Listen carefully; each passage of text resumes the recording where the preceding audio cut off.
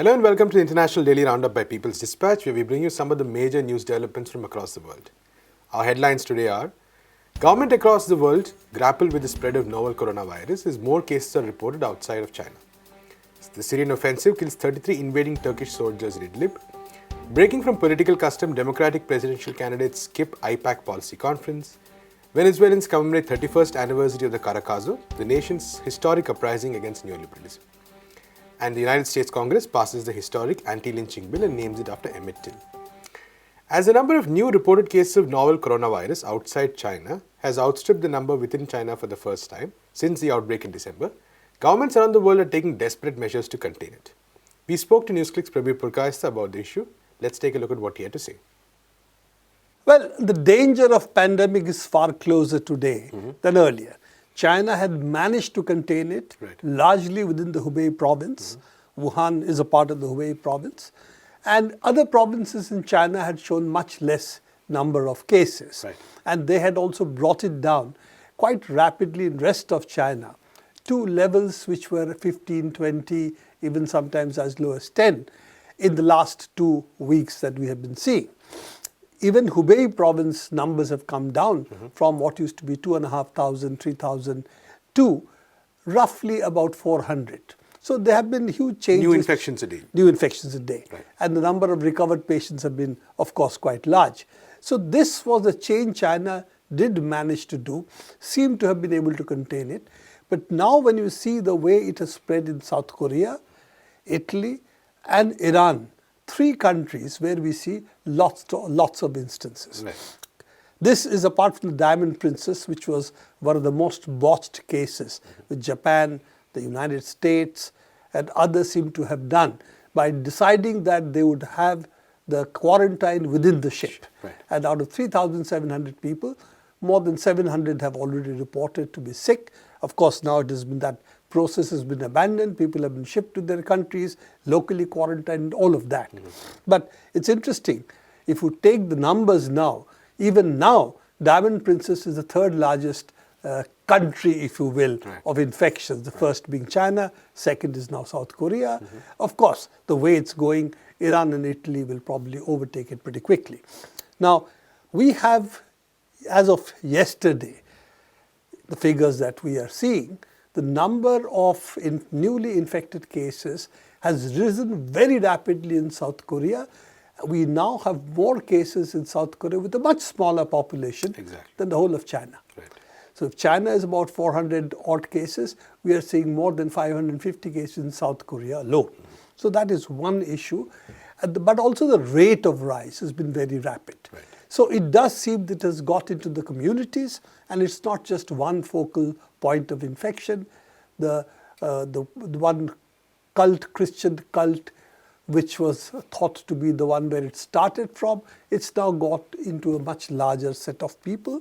So that otherwise you don't get the scale of infection that we are seeing. Also the rapid rise of the infections. When we come to, for instance, Italy, now from what I see of the figures, that roughly 200 people have been detected only yesterday. So this is again a very rapid rise from 50, 60 to 80, and now we have 200. So it does seem that as more testing takes place, more cases are being uncovered.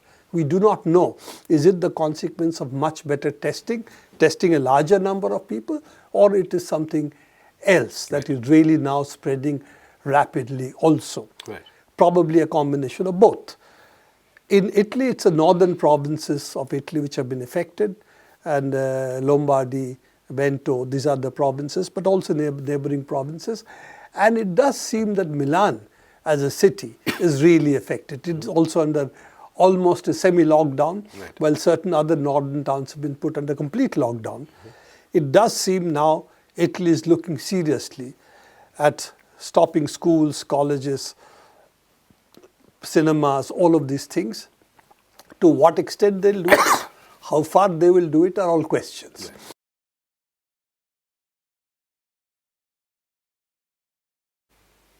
In our next story, at least 33 invading Turkish soldiers were killed in Syria's Idlib during an airstrike carried out by the Syrian Air Force. The strikes were targeting rebel-held locations earlier today. Turkey has invaded Syrian territory to aid the so-called Free Syrian Army, or the FSA. The FSA is a loose coalition of anti-government forces supported by Turkey to maintain its control over the northern parts of Syria. Turkey has recently increased the size of its invading forces within Syria. The Syrian government forces started an operation to liberate the territory and end the 9-year-old war in the country in December. Syria's Idlib province is home to around 3 million people and is currently controlled by the Hayat Tahrir al-Sham, which is an former affiliate of Al-Qaeda and the FSA. Idlib is the last rebel-held territory in Syria. The Syrian forces started the operation to take back control over the province last year with the help of Russia. They have been able to capture a large part of its southern part recently. The offensive on Idlib has created a diplomatic tussle between Syria and Turkey, with the latter blaming the Syrian government for violating a ceasefire agreement signed in Astana in 2017. However, Syria and Russia claim that Turkey never implemented its part of the deal, which was to evacuate rebels from the region. In our next story, the American-Israel Public Affairs Committee, or AIPAC, is increasingly finding itself isolated by the Democratic Party. The Democratic Party presidential candidates, Amy Klobuchar and Pete Buttigieg, have decided to skip the pro-Israel lobby's annual policy conference. Doing this, they have joined frontrunner candidates Bernie Sanders and Elizabeth Warren. The only candidate to confirm attendance in the event is Michael Bloomberg. The decision by multiple candidates to skip AIPAC's annual policy conference is a major break from tradition for the Democratic Party. Presidential candidates, especially from the party, have for years coveted the AIPAC platform. But in recent months, AIPAC's attempts at targeting several Democratic legislators have put the party leadership at odds with the lobby group. Democratic Congresswomen Ilhan Omar, Alexandria Ocasio-Cortez and Rashida Tlaib have been targets of the AIPAC for their advocacy of Palestinian rights and their support for the BDS movement. A year ago, House Democratic leadership killed a resolution directed against Congresswoman Omar's supposed anti-Semitism, which was drafted and lobbied by AIPAC. Earlier this month, AIPAC found itself in hot water over an ad video they had released on their Facebook page, accusing several Democratic legislators of being worse than the ISIS for their advocacy of Palestinian rights. After a severe backlash, the organization deleted the video and promptly apologized. But that seems to have done little to mend the relationship between the party and the lobby. We now go to Venezuela, where the people of the country celebrated the 31st anniversary of the Caracazo, the landmark rebellion against neoliberalism. Thousands participated in a massive mobilization in the capital Caracas for the anniversary. The call for the commemoration was given by the ruling United Socialist Party of Venezuela, or the PSUV. On February 27, 1989, Venezuelans took to the streets of Caracas in an insurrection against the neoliberal policies of the then President Carlos Andrés Pérez. The reforms were imposed upon Venezuela by the International Monetary Fund and the United States.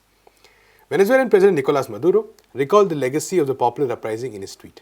He wrote, "The rebellious people of Simon Bolivar, tired of years of betrayals, on February 27th, sowed the seed of a free homeland with social justice."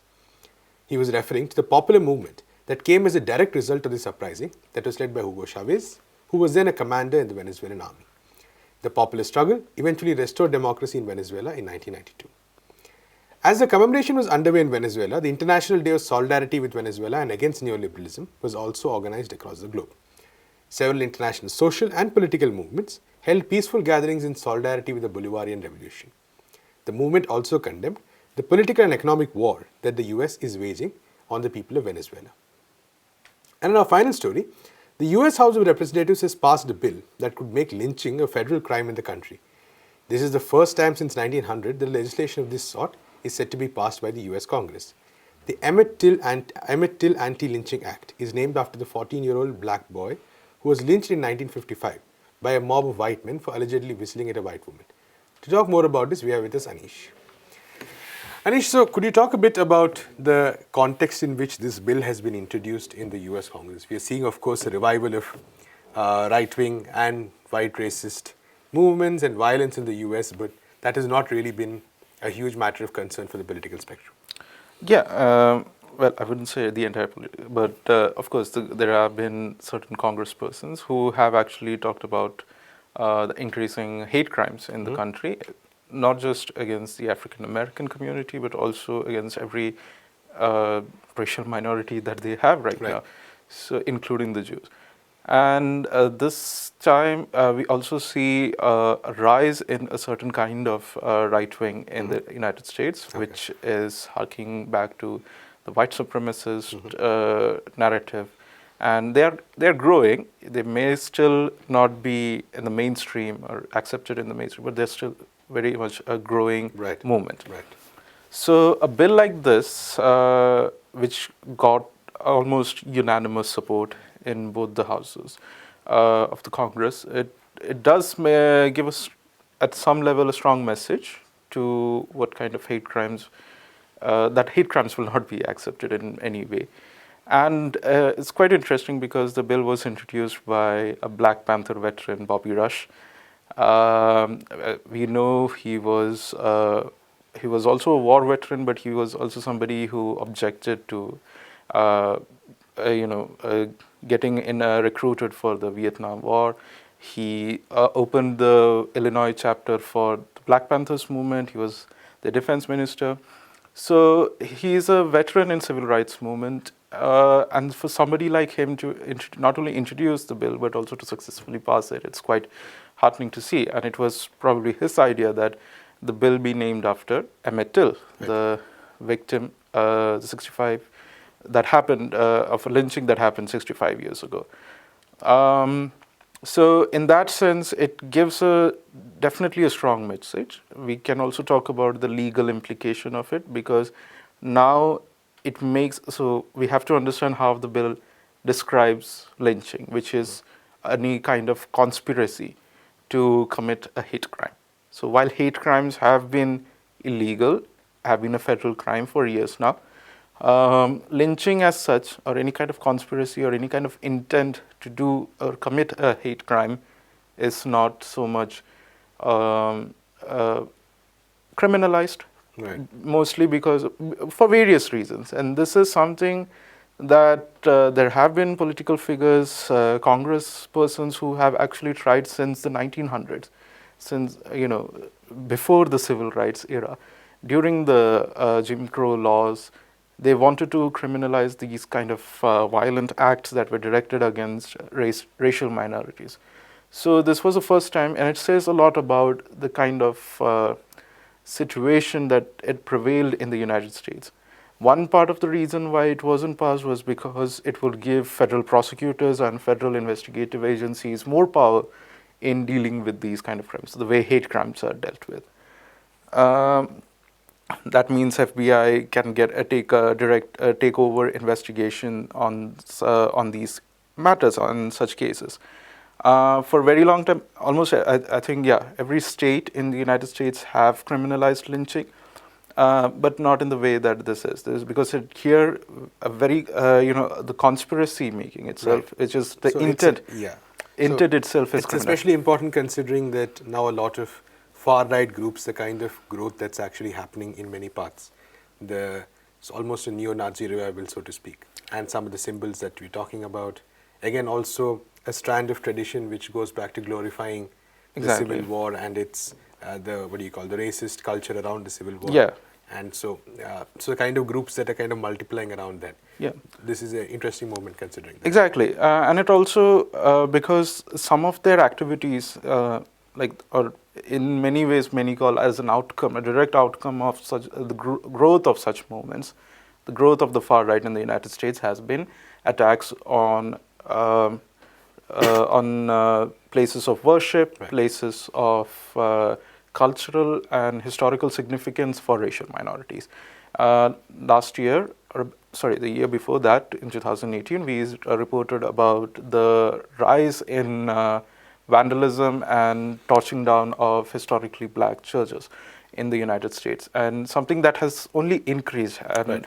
hasn't been really dealt with or spoken about in U.S. political circles, and also other places of worship like the synagogues and mosques have been targets of attack.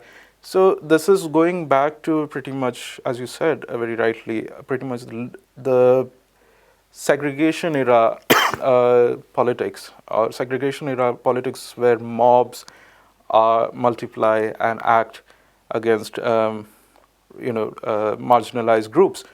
And this is also at a time when gun violence is at rise, and a significant section, if not all, a significant attack of mass shootings, targets of mass shootings have been racial minorities. So this actually shows that it tries to prevent a certain this kind of and wants to stamp down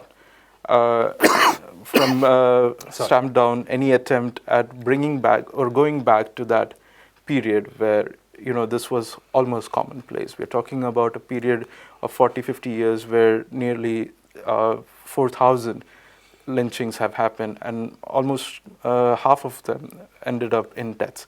So this is what. Thank you so much, Anish. That's all we have time for today. Keep watching People's Dispatch.